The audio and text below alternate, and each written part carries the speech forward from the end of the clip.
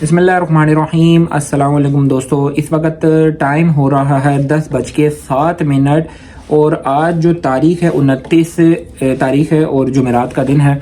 और आज international market बहुत बुरी तरीके से मार्केट क्रैश कर गई है। सोने की मार्केट भी क्रैश कर गई है और चांदी की मार्केट क्रैश करके गई है 116 और 15 से 120 और 21 से इंटरनेशनल मार्केट ने क्रैश लिया है और 108 पे आके इंटरनेशनल मार्केट ने स्टे लिया, अपना बॉटम लाइन बनाई और बॉटम लाइन बना के दोबारा से 112.8 पे इस वक्त इंटरनेशनल मार्केट सिल्वर की ट्रेड कर रही है, जो कि इंटरनेशनल मार्केट में सिल्वर संभल गया है। सेकेंडली गोल्ड के हवाले से बात करते हैं। गोल्ड की मार्केट अचानक से क्रैश करके गई और अचानक क्रैश होने के बाद 5,100 को भी ब्रेक किया और 5,000 के लेवल पे इंटरनेशनल मार्केट ने जाके एक अपनी बॉटम लाइन बनाई और बॉटम लाइन बनाने के बाद इंटरनेशनल मार्केट दोबारा से संभल के 5288 के करीब करीब इंटरनेशनल मार्केट चल रही है। बात समझने की ये है, अच्छा, जब भी इंटरनेशनल मार्केट टूटती है, क्रैश करती है, उसकी एक बड़ी रीज़न सबसे पहले होती है। सुबह की मेरी वीडियो देखें, मैंने आपको इसी सुबह की वीडियो में मैंने ये बताया था कि इंटरनेशनल मार्केट जब भी एक अपना हाई पीक बनाती है, एक अपना एक नया हाई बनाती है, उसके बाद एक बड़ी रिट्रेसमेंट भी मुतवक्के होती है। एक मिसाल के तौर पे बताता हूँ कि अगर इंटरनेशनल मार्केट $600 मार्केट बढ़ती है तो उस 600 का मार्केट रिट्रेसमेंट हाफ लगा लें, उसका एक हाफ लाजमी मार्केट एक रिट्रेसमेंट लेती ज़रूर है, क्योंकि ये एक चलती हुई गाड़ी होती है जो कि ऊपर की तरफ चलती हुई जा रही होती है। हमेशा ये ऐसे लाइन नहीं बनाती है, ठीक है, हमेशा ये ऐसे ऐसे ऐसे ऐसे जाती है। ये अपने जब इसके ऊपर खरीदार बैठ जाता है, ये उस खरीदार को उतारती है, उतारने के लिए नीचे आती है, फिर ऊपर जाती है, फिर नीचे आती है, फिर ऊपर जाती है, फिर नीचे जाती है। परेशान होने की बात नहीं है। सिल्वर की जो डोमेस्टिक लेवल पे अगर बात करें, डोमेस्टिक लेवल पे भी इसमें 2-3 वेव्स आ चुकी हैं। ये तकरीबन तीसरी चौथी वेव है और इस वेव में भी हो सकता है, मुझे नहीं लगता है कि इस वेव में आपको सिल्वर की प्राइसेस डोमेस्टिक लेवल पे टूटती हुई नजर आएंगी। हो सकता है पैनिक में आके 17 में, 16 में, 15 में अगर सिल्वर आ भी जाती है तो आपने पैनिक में आके वहां पे सेल नहीं करना है। उसकी एक रीजन है, वो रीजन मैं आपको बता देता हूँ।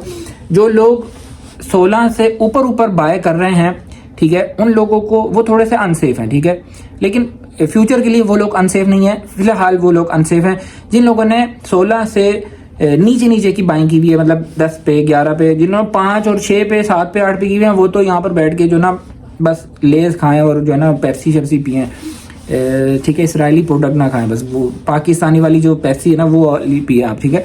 तो वो लोग तो आराम से बैठ के जो है इंजॉय करें। जिन लोगों ने 10,000 12,000 से नीचे चांदी ली हुई है, जिन लोगों ने 12,000 11,000 13,000 14,000 15,000 इस रेटों पे अगर चांदी लेके रखी हुई है, वो लोग तो बिल्कुल सेफ है। उन लोगों को बिल्कुल भी पैनिक में आने की जरूरत नहीं है। फ्यूचर में 1.5 साल के लिए उनको जो है ना चांदी रखेंगे, इंशाल्लाह उनको फायदा होगा।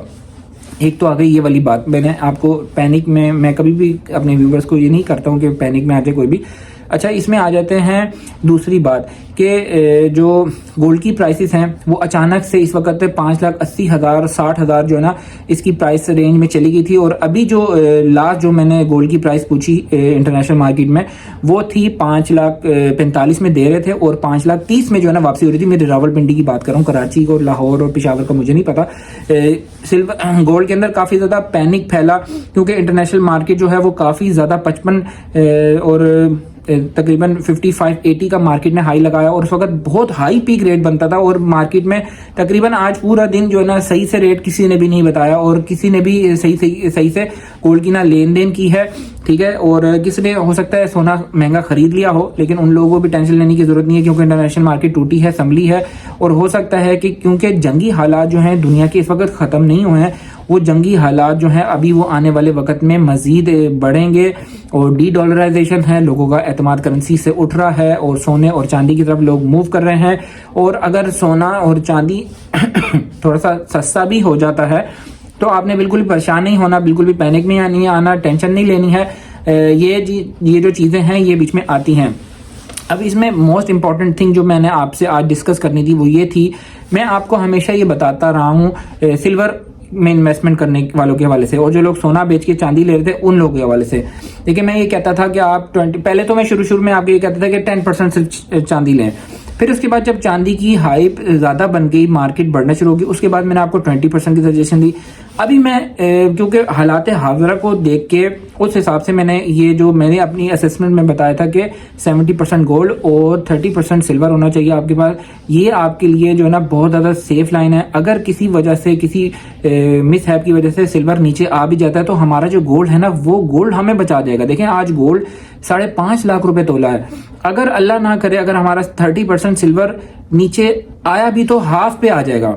वो हाफ तो हमारे पास होगा ना, सरमाया होगा, हमें बिल्कुल भी 100% लॉस नहीं। अगर हम 100% सिल्वर में चले जाए और किसी वजह से मिसहैप की वजह से सिल्वर नीचे आ जाए तो हम समझ लें कि बिल्कुल दिवालिया हो जाएंगे।